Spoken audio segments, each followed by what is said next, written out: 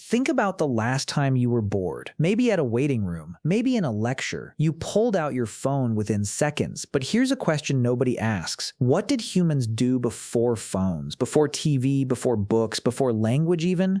For 200,000 years, humans sat around and had absolutely nothing to do. What happened in those moments? The answer is stranger and more human than you think. Boredom is one of the most studied emotions in modern psychology, and one of the least understood in history. We know ancient humans had enormous amounts of unstructured time. Anthropologists estimate that hunter-gatherers worked only 3 to 5 hours a day to meet their basic needs. That left roughly 10 to 12 hours of nothing scheduled. No commute, no inbox, no social media, just time. The question is, what did they do with it? First answer, they talked. Anthropologist Robin Dunbar found that roughly 65% of all human conversation, even today, is social gossip. Who did what, who said what, who's with who. Dunbar argues this wasn't idle chatter, it was ancient social software. Talking about others helped early humans track alliances, detect betrayal, and maintain the complex social webs that kept their groups alive. Gossip, in other words, is a survival tool, and it's 200,000 years old. Second answer, they played. Archaeologists have found evidence of games and toys going back at least 5,000 years, dice in ancient Mesopotamia, spinning tops in Egypt, carved animal figurines in prehistoric Europe. Play wasn't recreation, it was training.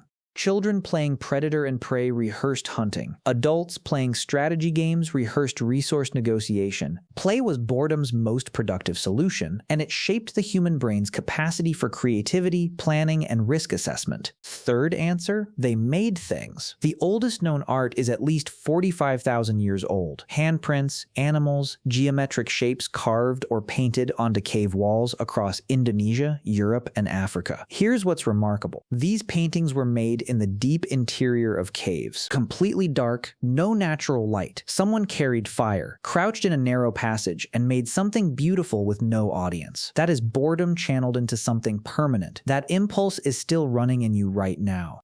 Fourth answer, and this one is backed by neuroscience. They stared at fire. Anthropologist Christopher Lynn found that watching fire significantly reduces blood pressure, induces a light trance state, and promotes social bonding. Humans are uniquely drawn to fire in a way no other animal is. Researchers believe that 400,000 years of sitting around campfires literally rewired the human brain for daydreaming. The default mode network, the brain system that activates when you zone out, may have been trained by fire gazing.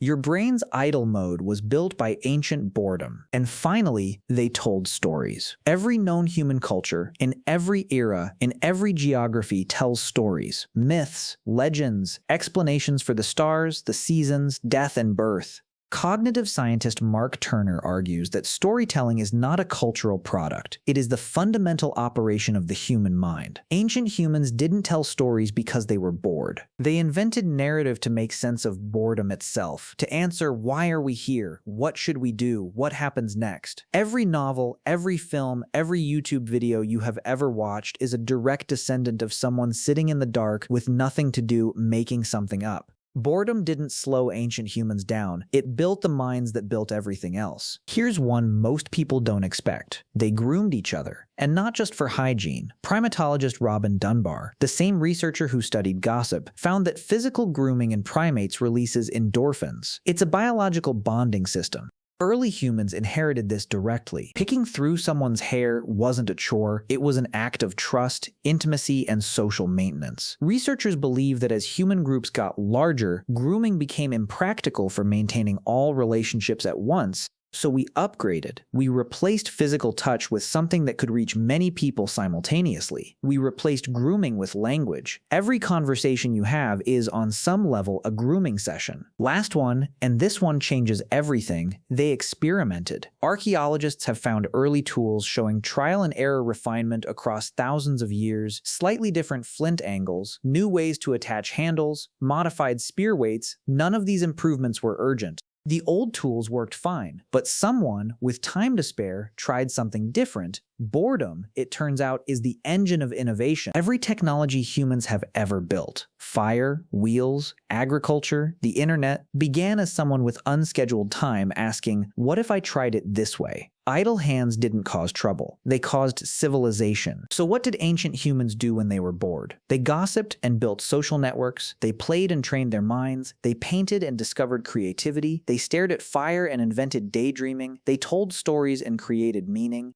They groomed each other and then invented language, and they experimented and invented everything else. Boredom isn't empty time. It never was. It's the condition under which the human mind does its most extraordinary work. The next time you feel bored, don't reach for your phone. Stay there. You're in the oldest, most productive state a human being can be in. Like and subscribe for more videos.